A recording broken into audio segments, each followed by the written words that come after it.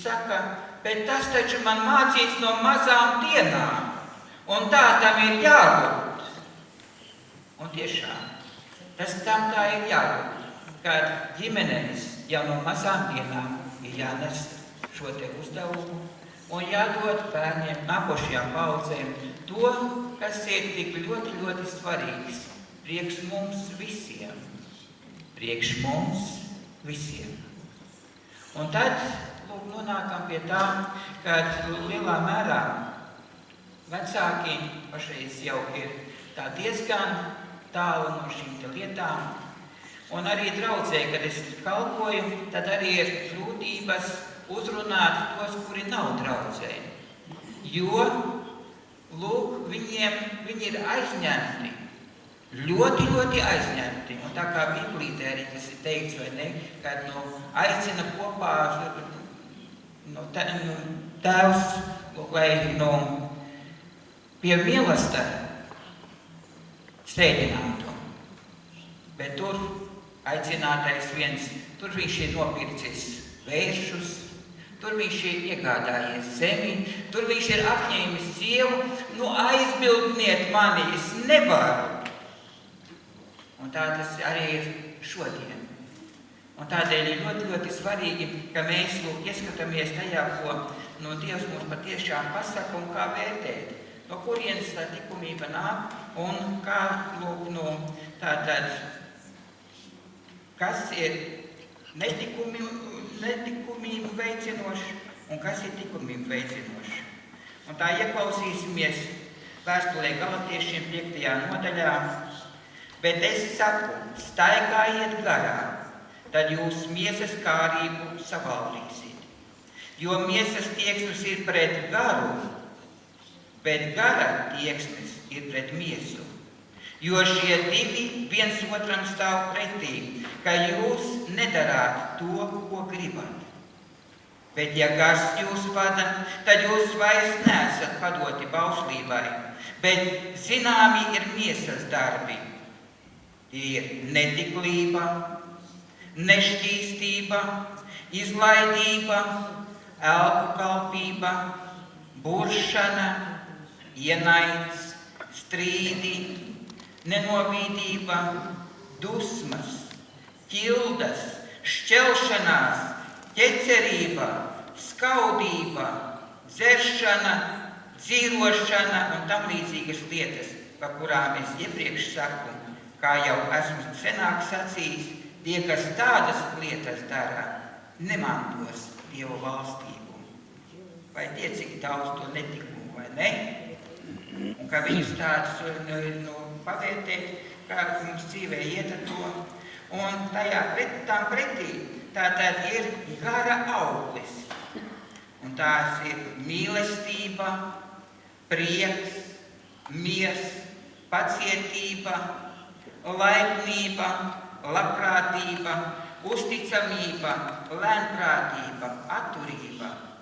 Pret tādām lietām nav bauslības, bet tie, kas Kristum pieder, ir savu miesu krustā situši līdz ar kaislībām un iekārtošanām. Ja dzīvojam garā, tad arī staigāsim garā.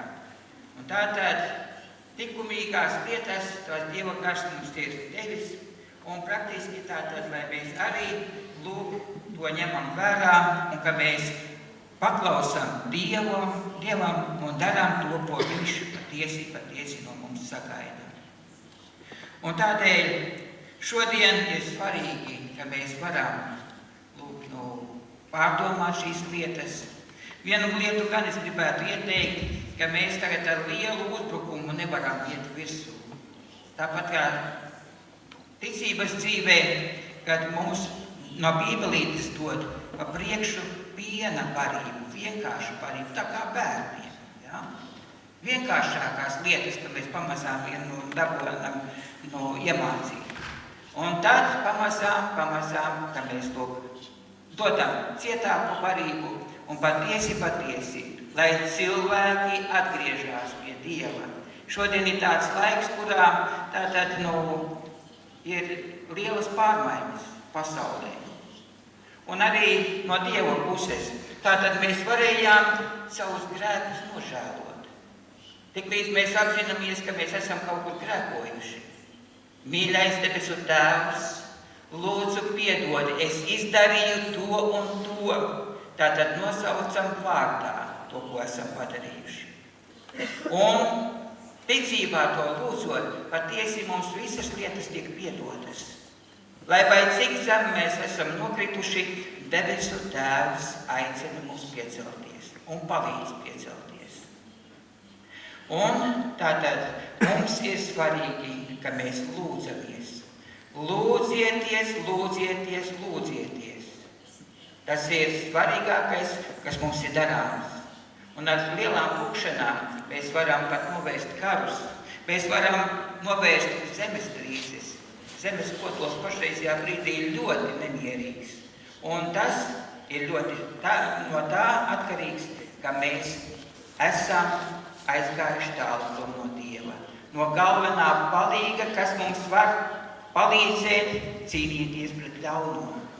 Viņš mūs atbrīvo, dara brīvus, un tādiem mums arī jābūt.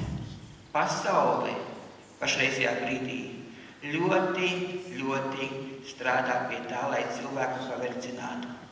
Un it sevišķi, ka lūgtāji vēl, kas ir Dievs? Dievs ir tas, uz ko mēs liekam visu savu cerību.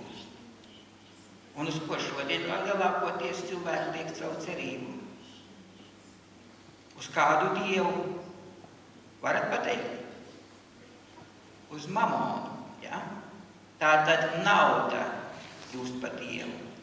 Un lielā mērā ar to tātad pašreizajā brīdī arī pasauli cenšas pavedzināt cilvēku.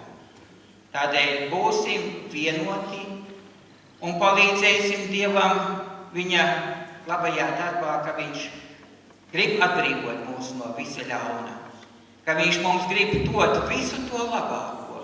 Viņš mīl mūs ļoti, ļoti. Un pieņemsim šo mīlestību. Un darīs mūsu labā to, ko mēs no viņa lūksim. Viņš ir devis mums brīvo gribu.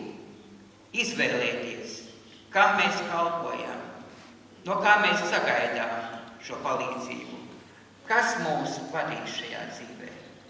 Un es novēlu, lai visiem tas būtu Dievs. Būsim ar viņu kopā. Amen.